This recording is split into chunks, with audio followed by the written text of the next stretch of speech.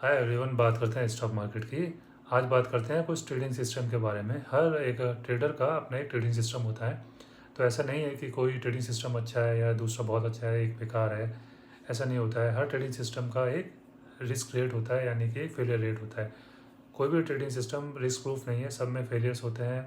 कई बार ऐसा होता है कि कंटिन्यूसली कई ट्रेड्स, 4 5 6 ट्रेड्स भी फेल हो सकते हैं। बट आपको एक ट्रेडिंग सिस्टम पर स्टिक रहना होता है।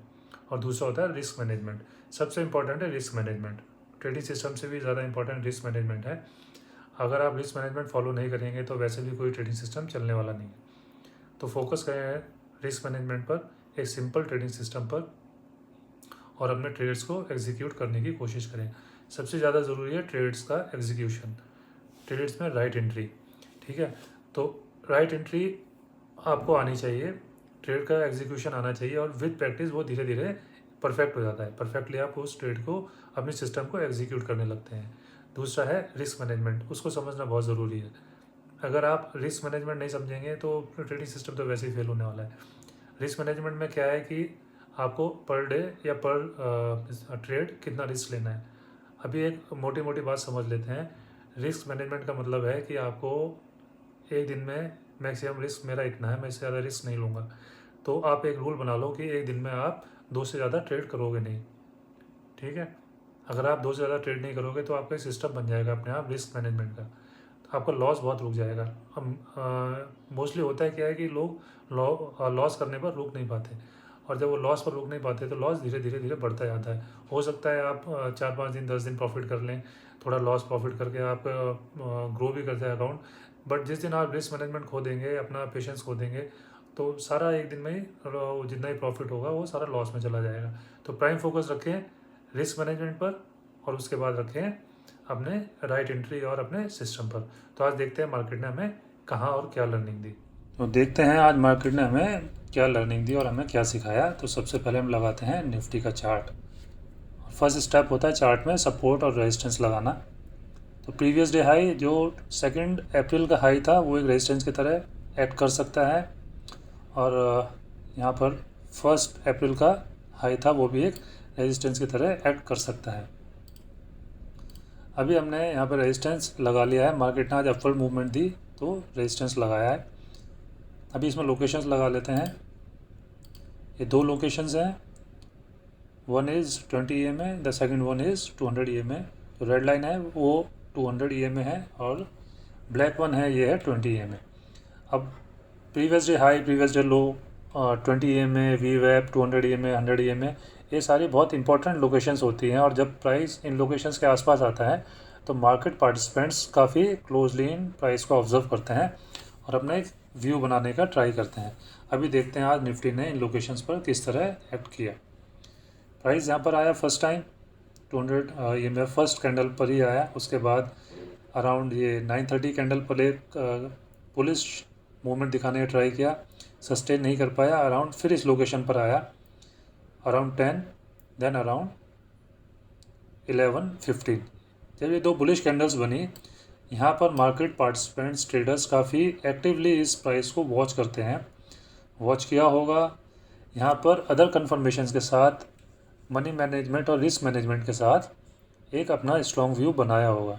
अब ये वीडियो बनाई जा रही है एक एजुकेशनल पर्पज़ से। यहाँ पर कोई रिकमेंडेशन नहीं है, ना कोई किसी स्टॉक की रिकमेंडेशन है, ना किसी इंडेक्स की रिकमेंडेशन है। यहाँ सिर्फ एक लर्निंग पर्पज़ से एक वीडियो बनाई जा रही है।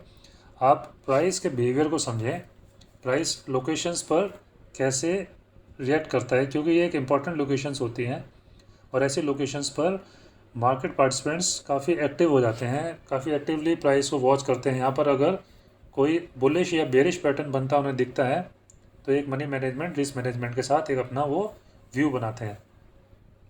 आज देखते हैं हमें कौन से स्टॉक में कोई लर्निंग मिली। ये है अदानी ग्रीन का स्टॉक।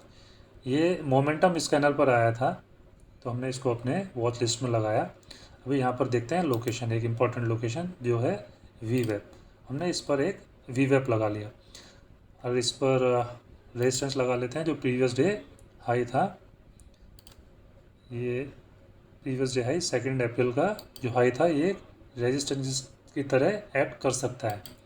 अगेन यहाँ पर हम देख सकते हैं जब प्राइस इस रेजिस्टेंस के आसपास होवर करने लगा और बुलिश मूवमेंट बनाने का ट्राई करने लगा, अगेन मार्केट पार्टिसिपेंट्स ने इसको क्लोजली वॉच किया होगा, विद अदर कन्फर्मेशंस एक अपना स्ट्रॉन्ग व्यू पॉइंट बनाने का ट्राई किया होगा, एक मनी मैनेजमेंट रिस्क मैनेजमेंट को अपने सिस्टम को फॉलो करते हुए एक व्यू बनाया होगा और उसके बाद स्टॉक ने एक अच्छा मूवमेंट भी दिखाया, एक बुलिश मूवमेंट दिखाया यहाँ से।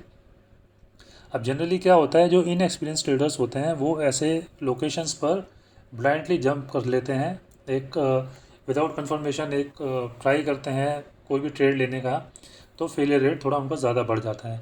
बट जो एक्सपीरियंस ट्रेडर्स हैं, ओल्ड मार्केट पार्टिसिपेंट्स हैं, काफ़ी सालों से जो इसमें मार्केट में हैं, वो हर चीज़ का एक वेट करते हैं, अपने सिस्टम का अपने सेटअप का प्रॉपर बनने का वेट करते हैं विद कन्फर्मेशंस, तब वो एक व्यू पॉइंट बनाते हैं। अभी देखते हैं दूसरा स्टॉक अदानी पावर। इसमें भी हम एक लोकेशन लगाएंगे वीवेब और देखेंगे कि मार्केट ने उसके आसपास कैसे बिहेव किया।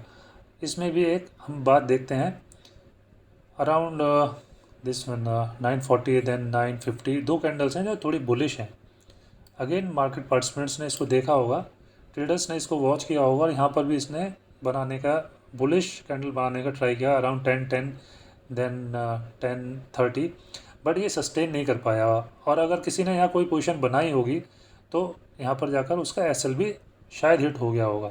ऐसी कंडीशंस में ही मनी मैनेजमेंट और रिस्क मैनेजमेंट काम आता है, क्योंकि हर सिस्टम में एक फेलियर रेट होता है।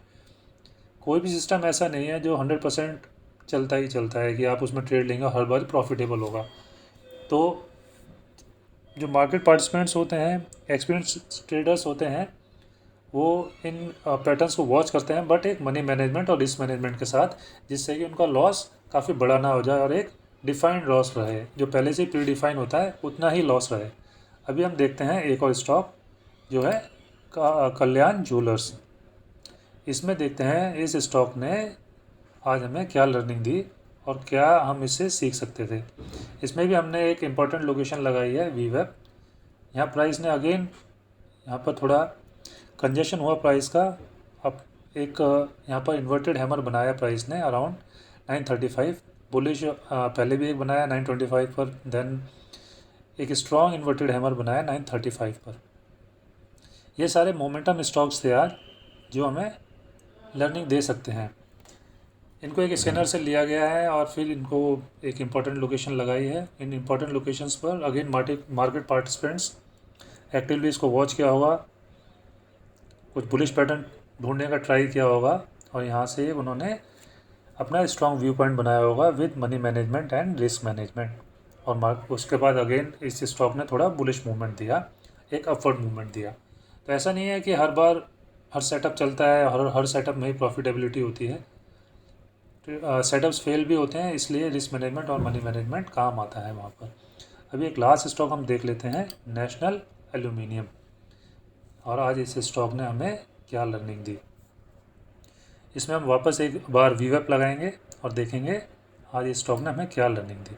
अब हम इसमें एक बहुत अच्छी बात देख सकते हैं और सीखने को मिल सकती है कि इवन इसने बुलिश पैटर्न बनाया अराउंड 1035, बट वो सस्टेन नहीं कर पाया और प्राइस ने ऊपर जाने का एक बार ट्राई किया अराउंड 1035 के बाद, बट नीचे आया, फिर अगेन ऊपर जाने का ट्राई किया, फिर नीचे आ गया। दो एक बुलिश पैटर्न था यहाँ पर, काफ़ी अच्छा बुलिश पैटर्न था, बट ये ट्रेड एक तरह से फेल कर गया। और ऐसे ट्रेड्स पर ही मार्केट पार्टिसिपेंट्स अपने रिस्क मैनेजमेंट और मनी मैनेजमेंट को बहुत स्ट्रिक्टली फॉलो करते हैं। मनी मैनेजमेंट, रिस्क मैनेजमेंट, ये प्राइम फोकस होना चाहिए हर ट्रेडर का, क्योंकि हर सेटअप चलता नहीं है और जब वो फेल होता है तो उनके लॉसेस काफ़ी कम रहे हैं। आज मार्केट ने हमें इतना सिखाया, बाकी हम कल मिलेंगे, फिर देखेंगे मार्केट ने हमें और क्या लर्निंग दी। तब तक के लिए थैंक यू।